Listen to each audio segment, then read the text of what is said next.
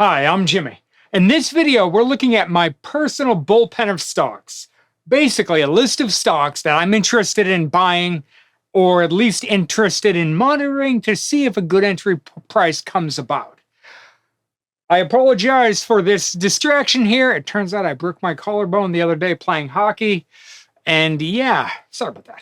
Okay, jumping right in. Okay, so the first company on the list is called The Trade Desk. Basically, this is like an advertising platform. It's similar to Google and Meta. They're also in there as well. Those are Google and Meta are two that I already own. But the Trade Desk is kind of like a third-party advertiser. Basically, it allows advertisers and companies to manage advertisements, digital advertisements. So you go to the Trade Desk website and you pick what advertisements you want to do. You manage your whole plan there. You decide, which of the third-party locations that you're going to advertise on. Things along those lines. Very similar to both Meta and Alphabet. Except Meta and Alphabet are a bit different in that they control their universe. So they call it like a walled garden, in that Meta controls Facebook and Instagram and all that stuff, and you can advertise within their platform, but you have to do it through them, that type of thing. So I already own Meta and Alphabet, and the Trade Desk, you can see over here that I get a fair value of $40 per share. That I get using discounted free cash flow. Then we add a margin of safety. That's what that middle number is. In this case, I use 20%. So $40, 20% less, and we get an ideal entry of somewhere below $32 per share.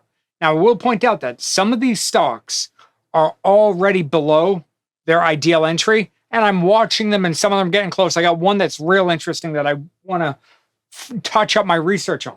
But if there's any of these that you want to see an updated video on, please let me know in the comments below. Okay, then the next company on the list here is Uber. Now, Uber, I've done some research on it, and I like the company, and this is one of those that are already below the ideal entry, but the stock has kind of kept falling in, whether it be waiting to get more capital in the account or it just doesn't feel quite right yet. Uber is really on here because I want to monitor it, but I do have some question marks about it. But Uber, for anybody who doesn't know, it's a ride-sharing company, kind of like Lyft. They also have Uber Eats. And yeah, it's a decent company, but I'm waiting to see kind of where it settles off. Let it bottom out, maybe even start recovering a little bit before I jump in and buy. Right, last I looked, it was about $70 a share. So it's meaningfully below the fair value. Okay, then on to our next page here, a few more internet companies. Well, we've got Amazon. Amazon, I don't own it. I'm waiting for this one to pull back. It would be an interesting one to own, but for me, ever since I've done the research, it just hasn't dropped into a good entry level. So I'm just kind of sitting and waiting and watching on that one. Then we have Alibaba. That one I do own, and it's at a decent level now, but I'm not sure I need to add more to my position at this point. I understand there's a bit more geopolitical risk with that type of company, but it is one that I want to watch, and maybe if the opportunity presents itself, or enough of an opportunity, I jump in and buy a bit more. Then we've got Mercado Libre. This one's a South American company. This one's a real interesting company. It's similar to Amazon, and it does a lot of different things. It's on a lot of different lines of business, and it's really an impressive company. It's down at a decent level, and I had some hesitation with it. For example, they started doing lending and things like that. I've had a little bit of hesitation there, but this one I've been on the cusp a few times. Then we've got Hims and Hers. This one I actually did buy. I bought it. It dropped down into $19 or so a share. I bought it in that range. It actually popped up pretty quickly after that. And then it started pulling back again. So this one's a long-term investment. This one has landed in my long-term buy and hold portfolio. It is here just in case it pulls back down. I want to pay attention to it. Okay, then we got a few financial stocks. Now, Citigroup, I already own. Citigroup is interesting. I like it. It's done fairly well. But they've got some growth issues that they're trying to sort out. I own a small piece of that. We'll see where it goes over the long run. I think it's a solid company, just needs a bit more growth. Then we've got MasterCard and Visa. These are two that have been in my bullpen for a while. And just recently, MasterCard has dropped below the ideal entry. Now, this one is one of the ones that I'm most excited about because to me, MasterCard's a real interesting company. Now, I recently did research on PayPal, also on the bullpen, another one that I own a very small piece of. But when I had done my research, I was digging into the entire industry, and I realized that Visa, MasterCard, and American Express are running into some, let's say, headwinds. They're running into some pressures that for a long time they didn't have. They've been like the backbone of the entire payment processing industry for decades. And now banks are trying to go more bank to bank as technology evolves. There's been a few more question marks around the long-term, let's say the long-term moat that Visa and MasterCard, these two companies, have. Is their moat the same as it was 5 years ago? I'm not sure it is. So I actually want to do a deeper dive on this one. Again, let me know in the comments below if you think I should do a deep dive on these two companies. I do think them two, even with American Express thrown in there, American Express is a little bit different, but those three together might be real interesting to dig into to see if it is really an opportunity right now, because at first glance, MasterCard looks like a real opportunity right now. Okay, now we got a few different companies from a few different industries. And the first one's Lockheed Martin. I do have a small position in Lockheed Martin. It is in my bullpen because I do think it's interesting. Now I paid, it was like somewhere near $336 a share. I think it's up at near 500 or so now. So it's pretty far away from where I'd want to buy it again. Although I do have the fair value. I have it overvalued right now, but I have the fair value up near $400 a share. Or I have the ideal entry up near $400 per share. That one's on there more because I think it's helpful to have some defensive names, not literally defense, like military defense, like this one is, but even like a healthcare company, things like that, I think could add some diversification to my tech-heavy portfolios. I need to diversify, so I've tried to add new companies from different industries. Again, any ideas, let me know in the comments below. Next up, we have Celanese. Celanese, ticker symbol CE, they're a materials company, and we got a fair value of about $45 per share and a margin of safety of about 25%. Now, typically, I try to stop my margin of safety at 25%. I try not to go much higher than that. Generally, if I need like a 50% margin of safety or something, I usually think that maybe there's just too much risk there. I'm looking for undervalued companies. Ideally, I'm not trying to get into like value traps. Now, Celanese is a smaller cap company, and the materials sector can become somewhat nuanced when I'm analyzing it. So this one's there. It's kind of sitting in an interesting spot, but I haven't pulled the trigger on this one. It is an interesting stock that I am watching, though. Then we've got Occidental Petroleum, ticker symbol OXY, and this is an oil and gas company. And this is another one of those that I own. I'm actually closer to selling this one than I am to buying more. As you could imagine, as oil and gas prices have gone a little wonky recently, these companies have done fairly well. I was in the red for a while. This one's gone back into black, so I might consider taking my profit, but it is something that I've been watching to try to stay on top of the news, so I keep it in the bullpen just to monitor it. But I'm not nearly as excited about this company, especially right now at these prices. Then we've got AT&T. AT&T, another one I own a small piece of, and this one's actually been okay for me. I bought this one right around 18 bucks a share, 17 and change, I believe. And I actually got shares in Warner Brothers Discovery when they spun that off. And I recently sold Warner Brothers Discovery after there was rumors about them getting bought out. There was a big jump in the stock, so I sold it and took my profit there. AT&T, I still hold.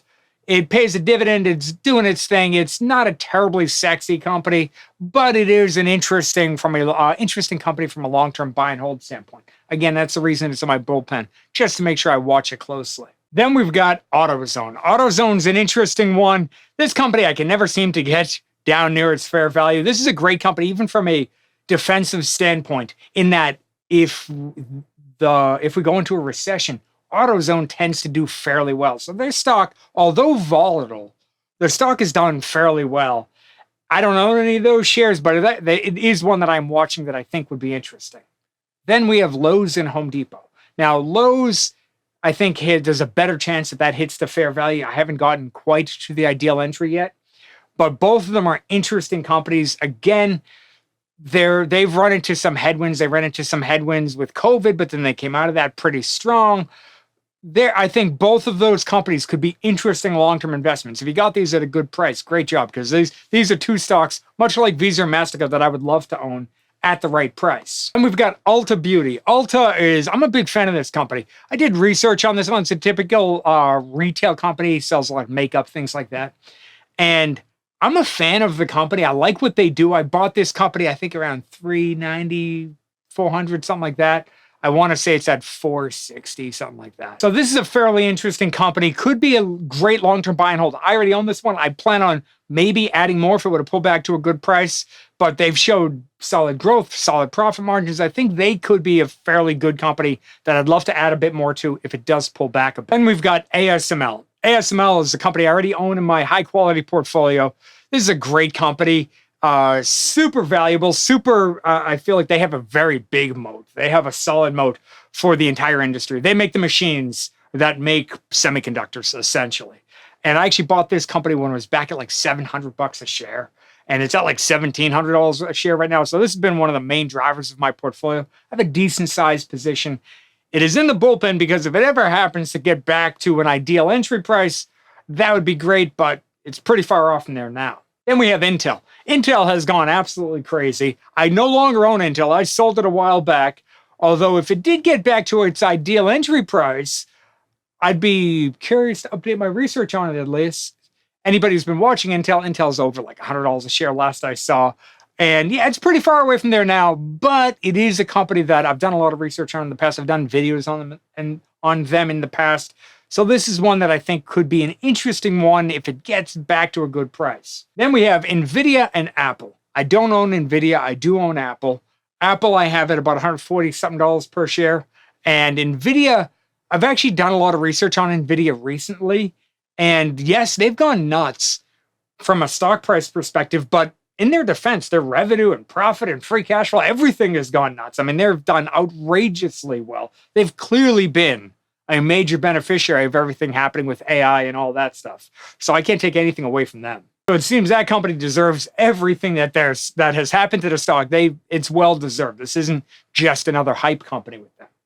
Okay, now we have a few software companies. So I just recently did a video on Palantir. That one is added to the bullpen, as you can see. I'll leave a link in the description below if you want to see that video. But interesting company, not quite at the price that I'd be looking for just yet.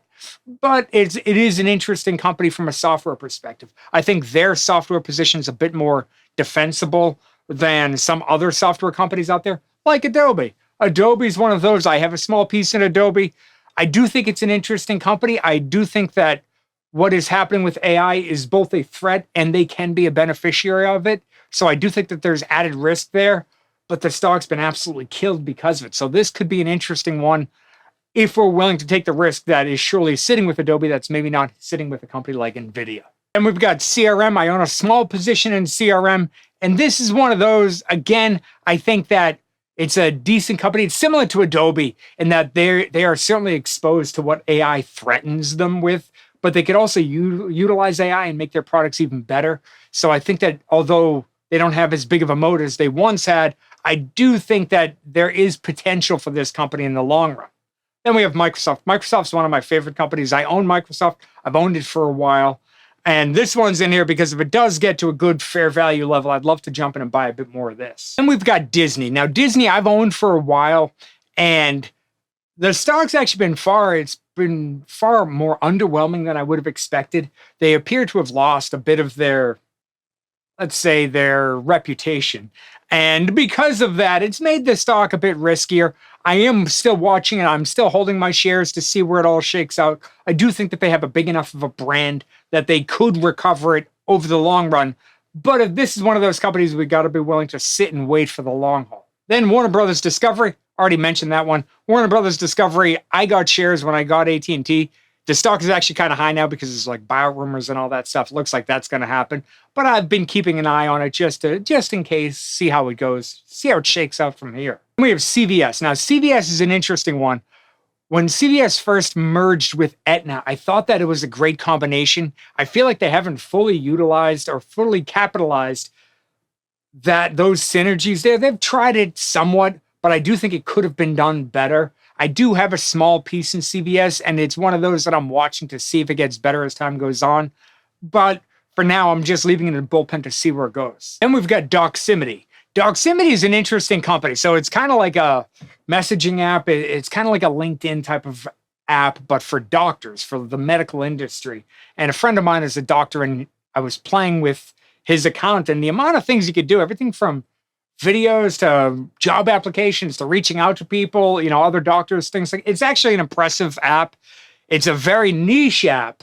Now, again, I do think that there is some threat with AI, but also they could, in theory, utilize AI like most software companies. So it's a smaller cap company that I do think is interesting. I got it in the bullpen just in case it falls to an amazing price. That's all the companies in my bullpen as of this point. If you have any companies that you think should be added to this, or we should do a deep dive on, or if even companies we should kick out, I should probably call this list soon and try to get in better companies that I'm excited about right now. My biggest one right now is MasterCard. I think that one's super interesting. But let me know what you think in the comments below. And if you want to sign up to get access to the Investors Grow website, where we try to make it quick and easy to analyze companies, I'll leave a link right here, link in the description below. And thank you so much for sticking with me all the way to the end of the video. I really do appreciate it. Thank you, and I'll see you in the next video.